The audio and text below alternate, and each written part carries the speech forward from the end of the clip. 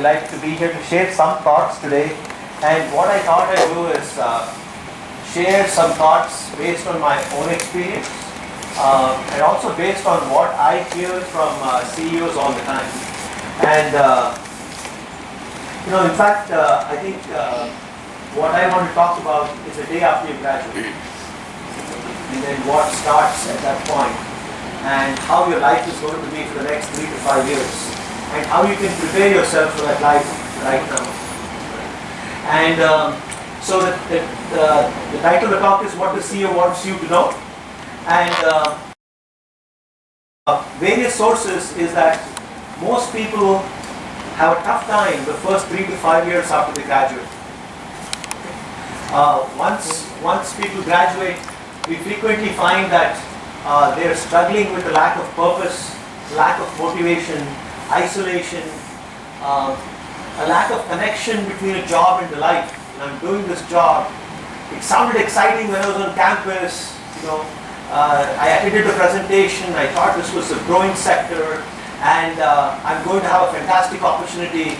And now my job is very routine. My job and my life, I don't know how they're connected. I don't know where this is going. These kinds of questions, come about. And job hopping is very common. It is very common, especially for people who graduate from top schools, so to speak. So in fact, one of my messages to you is, don't worry about the top schools, bottom schools, medium schools, left schools, right schools, etc. What I hope I can convince you is ultimately it's about what you can do for the company. That's it. Okay? So I know a lot of people who graduate from IITs, IIMs, and so on. They might be amazingly intelligent, but they lack in motivation. They lack in communication. They lack in team skills. And they lack in interest, enthusiasm, excitement, and so on. So you have all kinds of ways to differentiate yourself from people from other institutions. So don't really get carried away and get worried about, hey, I'm from so-and-so institution and hence my future is limited. Absolutely not. Your future is what you make it out to be, and it can be powerful. It depends upon you. How you want to approach it. Right? So I hope you don't go through any of this. So the whole idea we are talking about this is, I hope that you don't go through any of this. I hope you're clear about what you're trying to do, where you're going, and why. Okay? So ultimately, when I talk to the CEOs, the first thing they tell us is, there's only one competitive advantage these days, it's our people.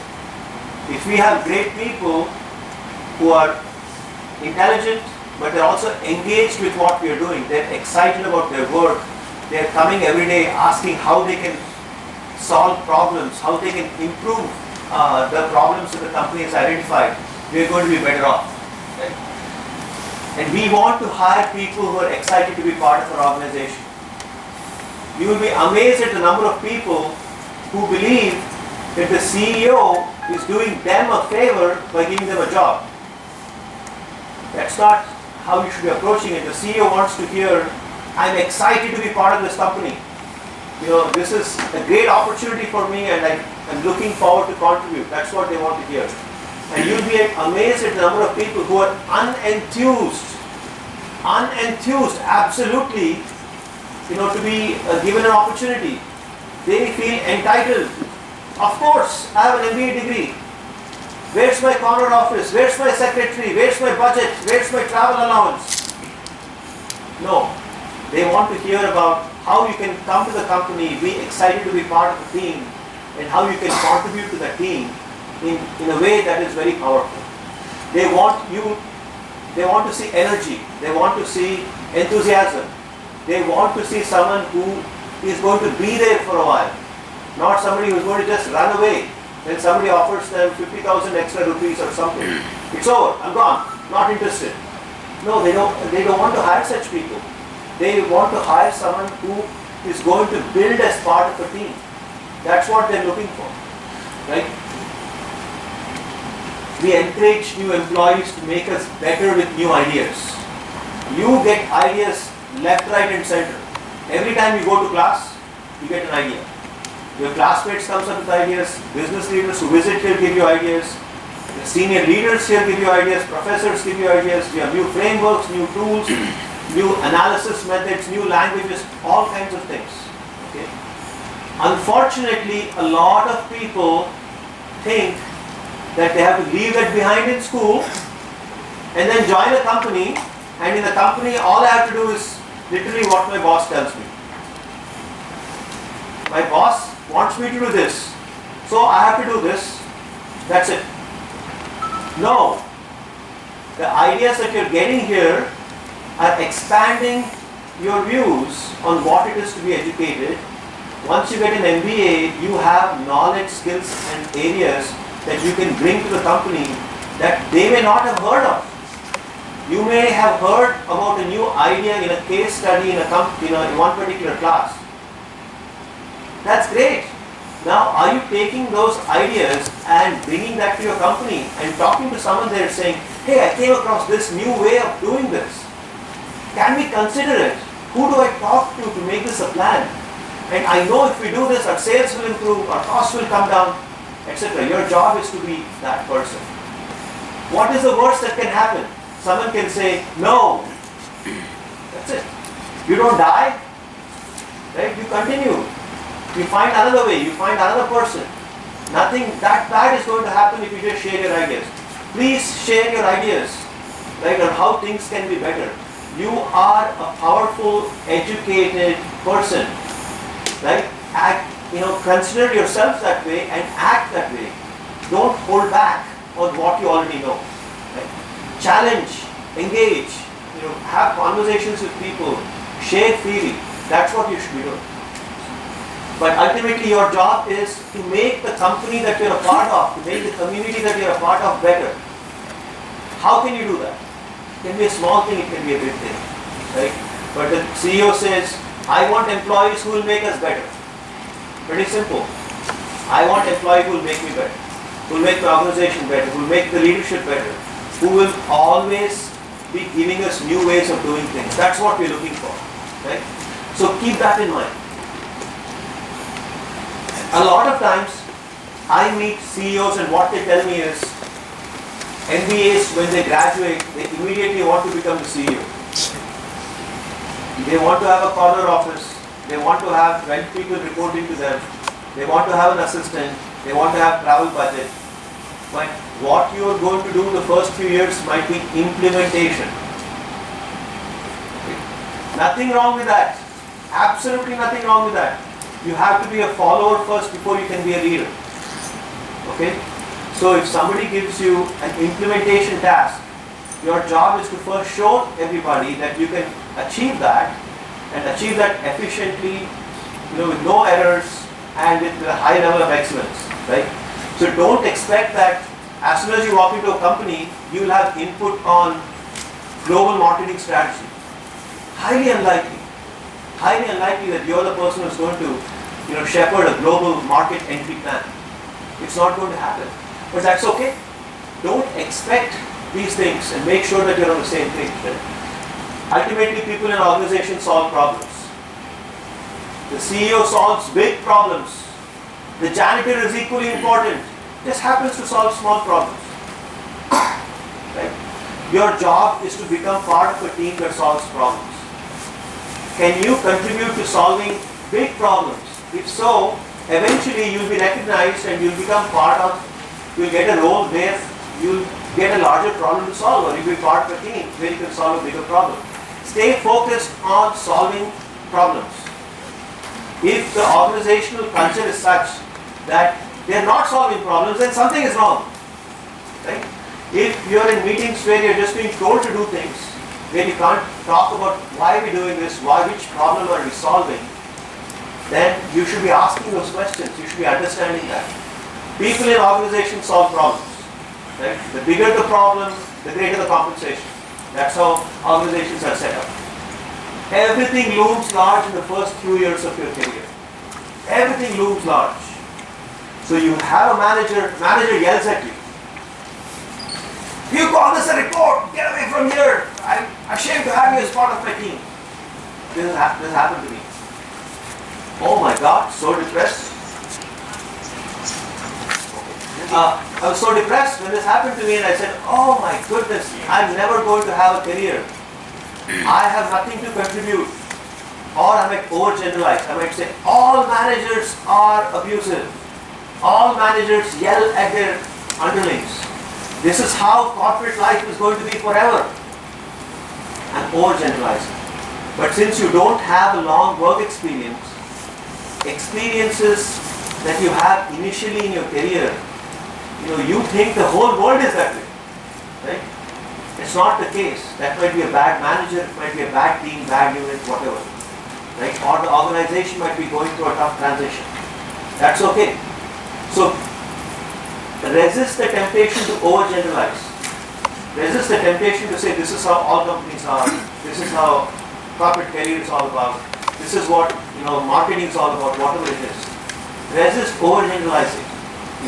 Stay focused on what experiences are in front of you, rather than overgeneralizing and worrying about how this might be a reflection of you for the rest of your life. No, this is just reflection of you yesterday. That's it. So don't overgeneralize. So be thinking about that. That sometimes we tend to, something that looks very big to us may actually be a small thing. Something that we want to make part of a huge pattern might be an isolated instance. Right? Be thoughtful about separating those patterns and not jumping to conclusions. Okay. So here you go. The first principle I have for you is, in the long term, the company expects you to add economic value that is greater than your salary. Okay. We all get excited. I have people coming and telling me, oh my goodness, she got 7.32 lakhs. How exciting. Yes, very exciting. And do you know that so and so might get 8.72 lakhs? Fantastic. It's great that you are starting your life off right, that you have an opportunity to earn a good salary, that you have an opportunity to put yourself on a positive trajectory. Fantastic. Right? But then the question that I'm going to ask you is, what can you do for the company in terms of economic value that is greater than that 8.72 lakhs? Okay? So if I'm the CEO, I'm saying, okay, fantastic, we got a great, bright young person, willing to work hard, enthusiastic, wants to be part of the team, can solve problems, excellent. Bring her in, bring him in, pay a good salary, 8.72 lakhs, fantastic. Now the question is, how is it you're going to help the company at a level that is greater than 8.72 lakhs?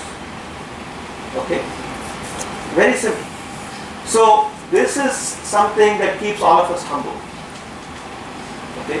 It is easy to just pay attention to what somebody else should give us. Okay? It's easy to say, I am entitled to 73 lakhs. You're only paying me 8.72. And the company at some point is going to say, show me. Why is it you deserve this very high sum of money? Are you willing to add to our organization at a level that is that high? If so, we will reward you in that way. Right? So please remember that the company expects you to add economic value that is greater than your salary. It may not happen on day one. So as soon as you walk into the company, the salary that you earned that day, are you adding economic value greater than that? First day, unlikely, highly unlikely. You're going to go to HR, get your employee badge, you're going to fill out forms on compliance, you're going to figure out where your cubicle is, who your team members are, you'll get their names wrong the first 2 days anyway, you'll go out for lunch with them, you'll come back and you'll meet Ramu who drinks tea at 2 p.m. This is what is going to happen first day. And there'll be an orientation party in the evening. Day one has ended. Okay. So first day you're not going to add value that is greater than your salary. Absolutely not. But in the long term, that's our expectation. Eventually that has to catch up. Will it catch up in 2 years? 3 years? We don't know. But that's the goal. We're getting there. As we add employees, what happens to a company that goes on adding employees and each employee is not adding economic value greater than the salary? It's going to be in decline. Right? So ultimately, we are part of an enterprise that rewards us handsomely but expects a lot from us as well. Right? in terms of value, in terms of what is it we can do for the company, right? So everywhere, like I said, it is ebullience. People are excited that there's an opportunity. Opportunity is great. Pay packages are compared. How will you add economic value? I just said this. Simple example. The company has a sales currently of 5 crores. They came to campus. Mr. Bakshi did a fantastic job getting them excited about all of you. They came here. They had some interviews. Spot offers. Fantastic. Right? You have the offer. And they decided to pay 10 lakhs. Okay? What should they expect in return for the first year? Right? So if you're a salesperson, is it not reasonable for them to say that, great, we're employing you, we want you to have direct sales greater than 10 lakhs the first year? Is that not reasonable for them to expect? Right? Okay, first year may be difficult. In the first 3 years, can we expect incremental sales of 30 lakhs? Right? So this is a level of clarity that you need to take to your work. Right? If you are willing and able to contribute, and some of you will immediately say, we think that we can add dramatic value, but the other side is not seeing that we can add dramatic value. Agreed, that's a problem. And branding matters. And the way school systems are set up matter. Yes, absolutely. But guess what? When you get an opportunity, if you keep adding economic value to the organization, you'll get rewarded fast. Okay, before you know it, you're going to be flying through the organizational ranks much faster than people from other schools.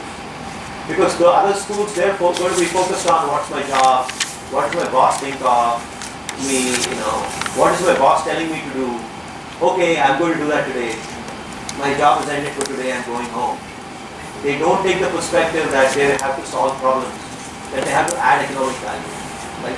So you'll be ahead of the vast majority of people. Whatever opportunity you get started there, fantastic, no problem.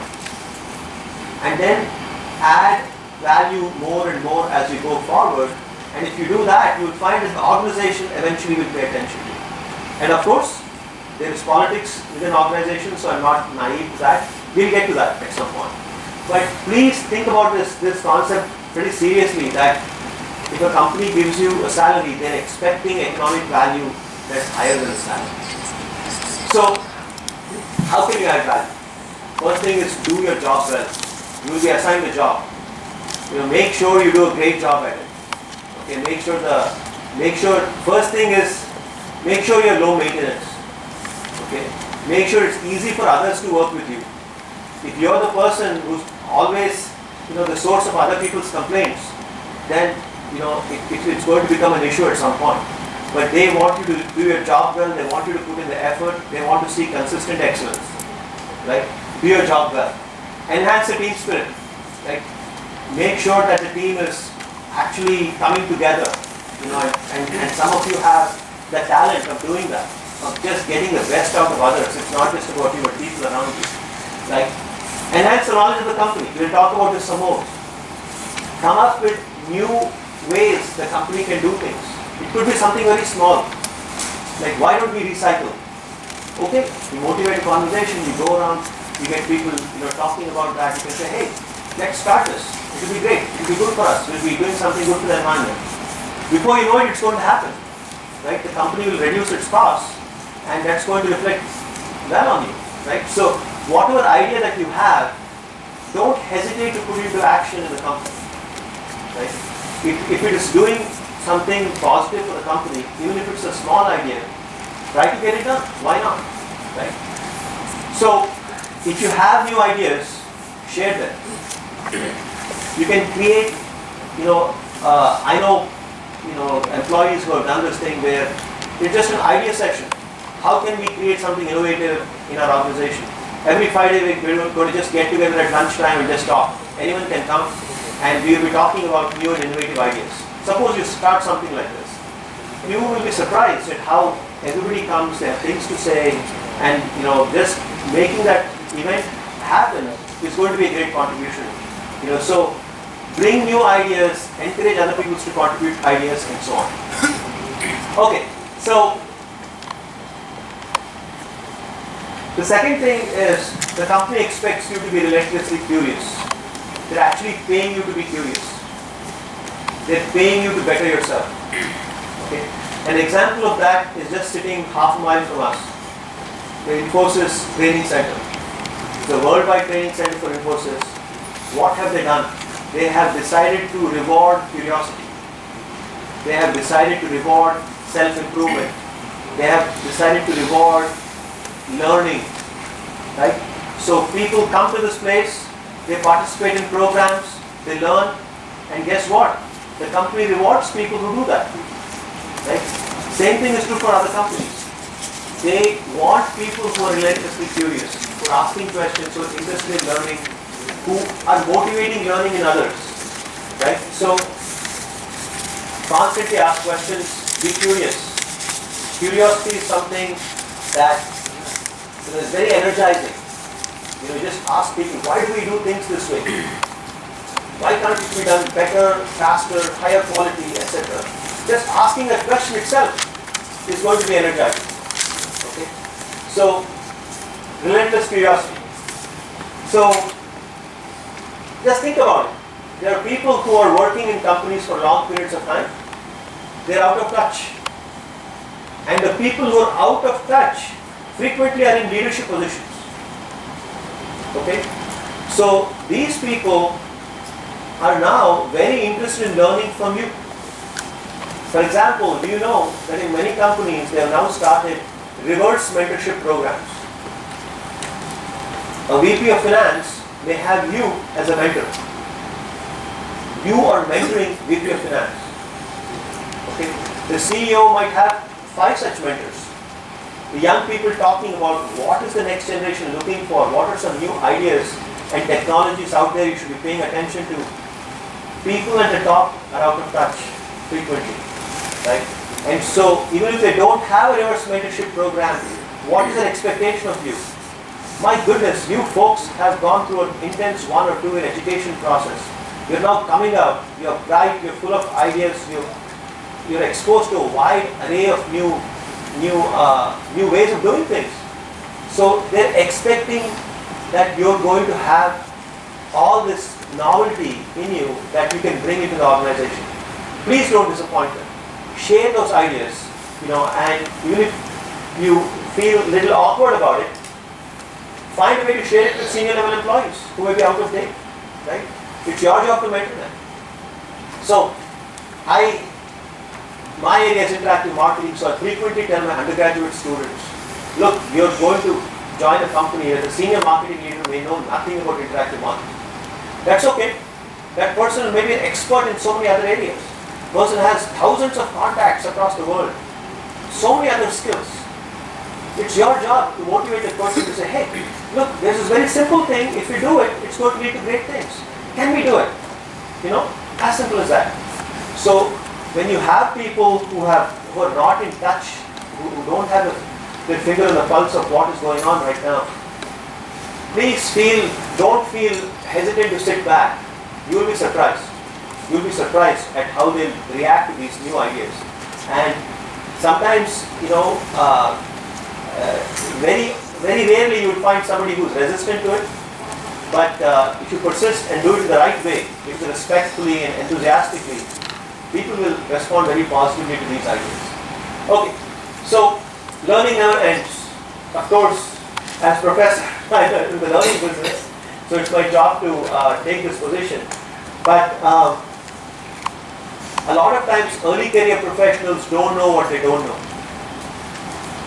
Think about that. Sometimes we don't know what we don't know. Right? But especially when you're in your early career, you don't know what you don't know. Right?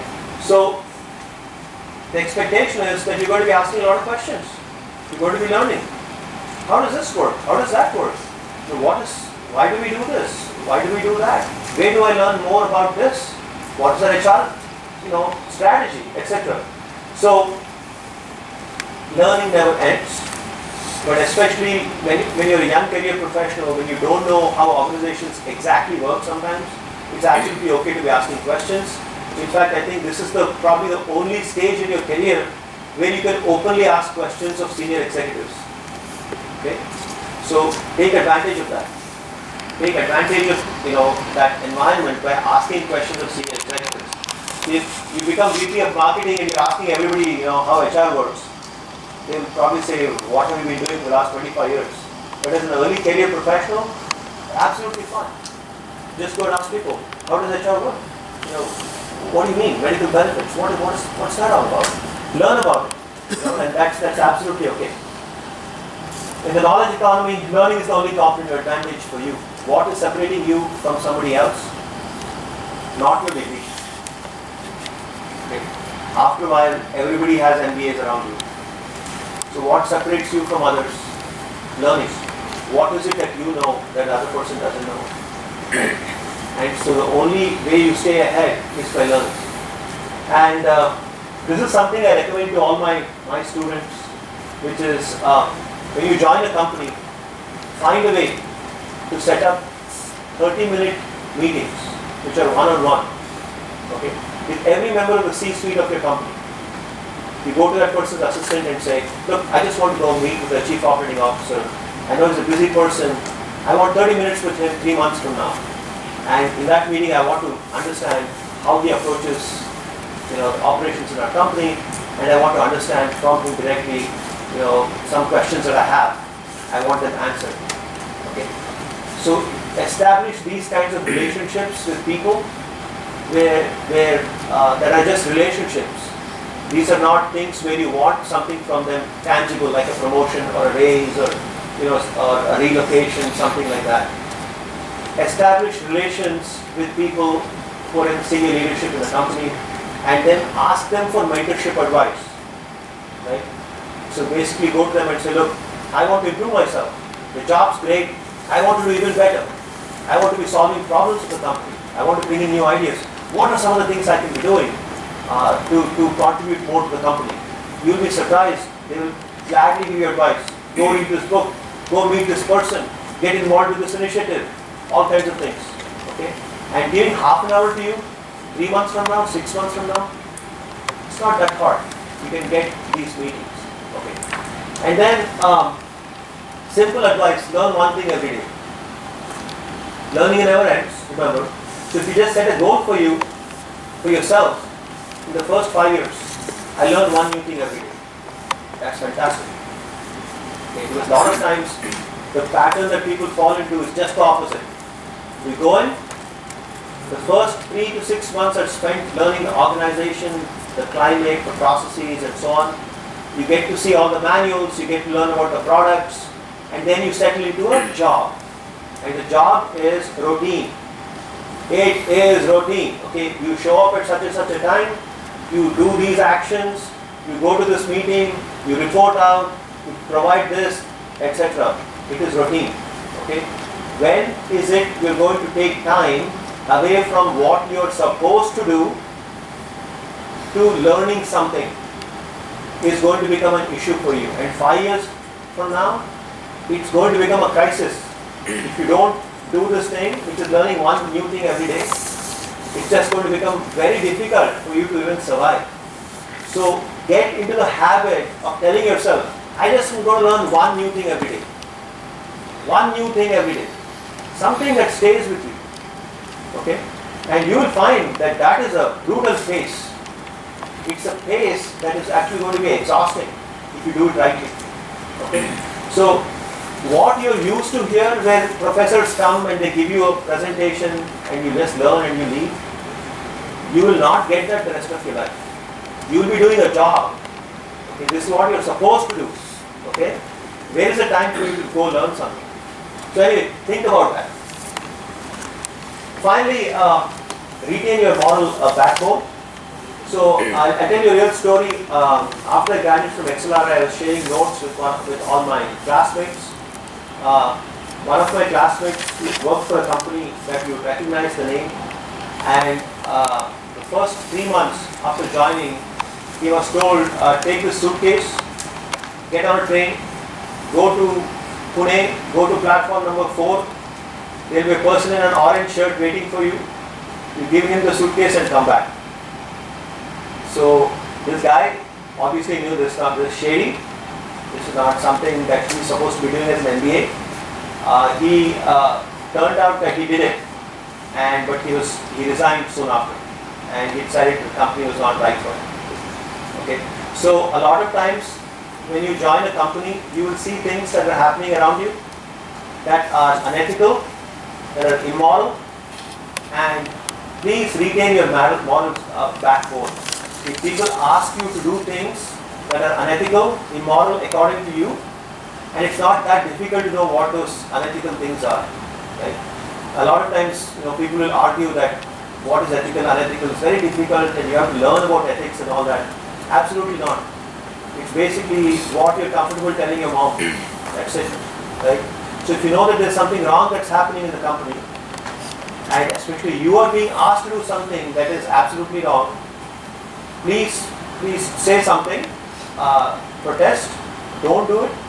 Right? If someone forces you to do it, you can always leave. You have an education now. You will get another job. Don't worry about that. But don't sacrifice your ethics in the early stages of your career. It just leads to bitterness and many other problems. So please hold on to your moral backbone. And if you see something, say something. Okay? So, for example, you will find a lot of times that there are side schemes that are invisible. There are people with their own private agendas that are different from the companies. There are people who are eating the meals, but they also have some sweets on the side. All of these things are going on. Okay. So if you see something, say something. Okay. Don't just sit back. Don't work for a company where you think that something wrong is happening.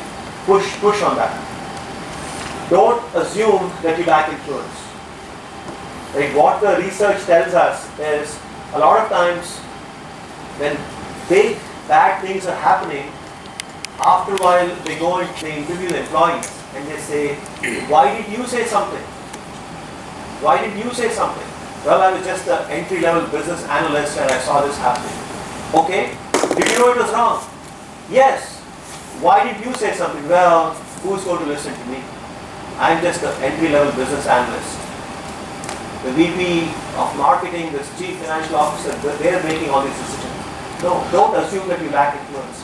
In the age of the internet, the information that you put out can really be taken seriously, both within and outside the company. You have big influence. Okay? So don't underestimate your influence. And contribute to the culture of the organization. Right? Create relationships of trust and respect. Make sure that you are part of creating a positive climate. Right? You are creating a team spirit. You are encouraging others. One of the nice things I see about MYRA students is the extent to which they encourage each other. Everyone has different skills. Everyone has different abilities. But guess what? Friends come quickly and they try to encourage. Yeah, you can do it. Let's go. That is a unique feature of the culture here. Don't lose that. Take that same spirit when you go to a company too. Right? Try to make things better there. Encourage each other and get people who might not be doing well to a better place. Right? Build those relationships, and I think that will make a difference. So, some closing thoughts for you. They say an employee joins the company but leaves the manager. Right? So chances are, those of you who are going to leave your job after placement, so let's say 5 years from now, my guess is 50% of you will be in your first job after placement. Maybe less. Half of you will have left your first job. And the people who leave the first job, most likely they would not have left the company, but they would have left the manager. What do we mean by that? Mean that when you join a company, you join because they have great products, you like their advertising, you've heard about their CEO and her or his leadership style. You join the company because you think that they have something cutting edge to offer. Why do you leave? Because your manager was bad to you. The manager did not respect you. The manager did not give you, the time when you needed it. These are the sorts of things that people need. So please know that you may have a choice. If your manager is very bad, you may have some ability to move to a different division in the company. where you have better managers. But please remember, you can't do this too many times. Maybe once or twice you can do this, where you can actually change managers. As we say, you can't choose your parents, but you can choose your manager. That is possible. But use that sparingly though. That's a weapon you can't fire every week. Okay? So think about this. An employee joins the company, leaves a manager. Okay? So make sure that you're communicating with the manager in terms of who you are, what are your values, what do you bring to the table, and so on, and keep that open dialogue going. Otherwise what happens is, you get into a relationship that is not going to sustain, where the manager is going to just tell you how things are going on and what you should do, and you get into an order giving and order taking culture.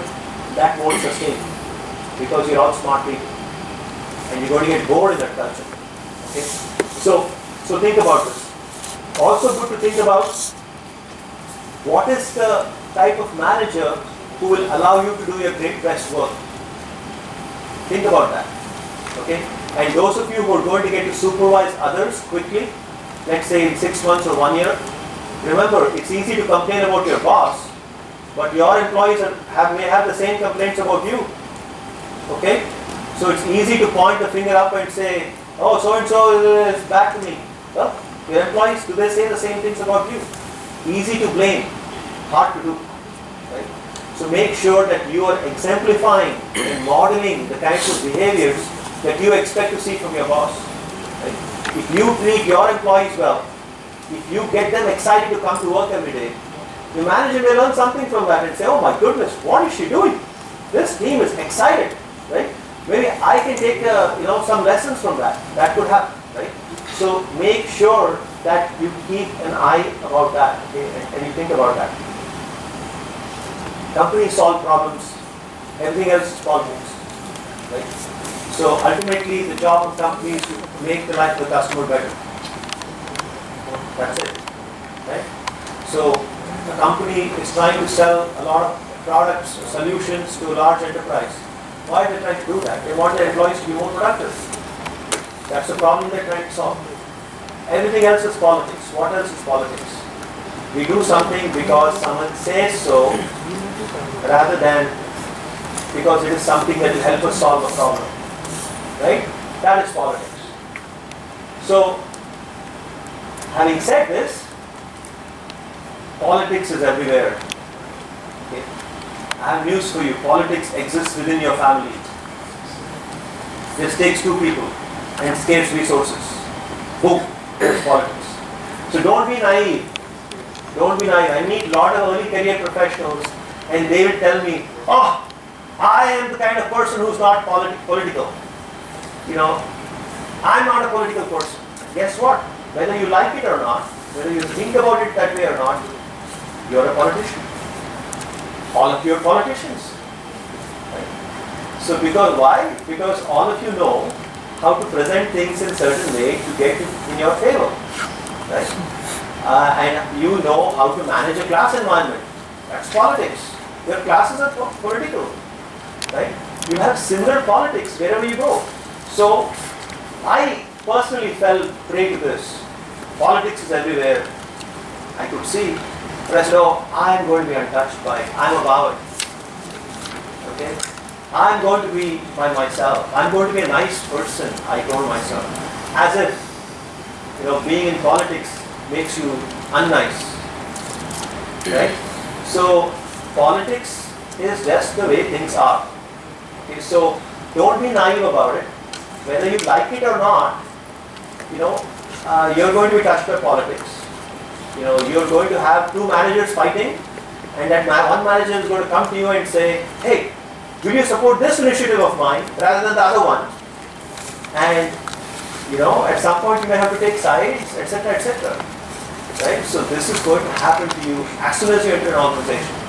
It's politics. Right? You walk into an office, there's a receptionist. Politics starts there. Please build a relationship with the receptionist, whatever you do. She or he has to be your best friend. Okay? Make sure you introduce yourself in the first day. Okay? You make sure you pay attention to this person. Get to know this person when you don't need her help. When you don't need his help.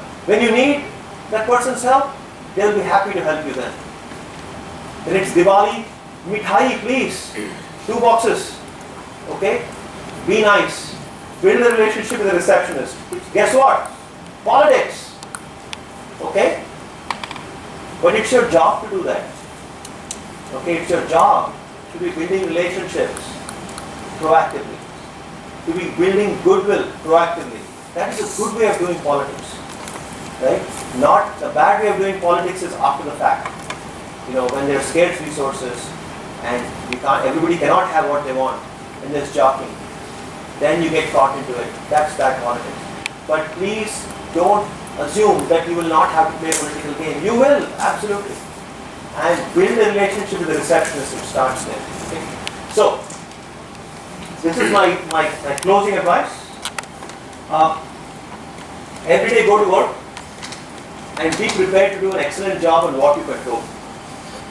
Okay? And if this sounds very much like the Bhagavad Gita, well, I guess, no, it is, really.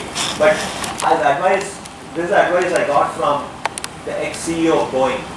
When he came and spoke to our students, he said, I won't give a long list of advice, I'll just give 2 pieces of advice, that's it. This was his advice. Okay? This is a man who ran Boeing, Phil Condon. Okay? And multi-billion-dollar, far-flung, global, complicated, multiple divisions, etc. And he basically said, go to work every day, be prepared to do an excellent job on what you control, okay? And then every day be ready to leave the job if it's not suitable to you. The number of people who stay in a job that they hate is actually quite high. And every time you meet them, they'll tell you, the conversation goes, hey, how are you? Oh, you know, the job. And next 10 minutes goes into, it's so difficult, there's this problem, that problem. And then, of course, you gently tell them, why don't you leave? Well, you know. Okay, next time you meet the same thing. Okay. If you don't like something, first of all, try to change it. I'm not saying walk in and march out the first day and, give up your job. Try to change it. Okay, try to change the circumstance around you. But if you feel like this won't work, walk away. Go to another place. Okay?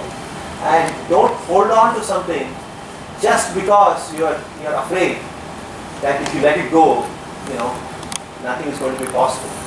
So, with that, thanks for listening to me. All of you have a lot of potential, and I wish all of you the best.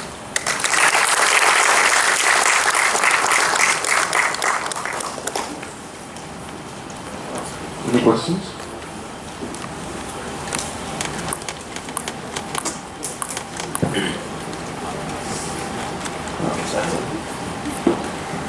I request Madam Sandeep to give vote of thanks.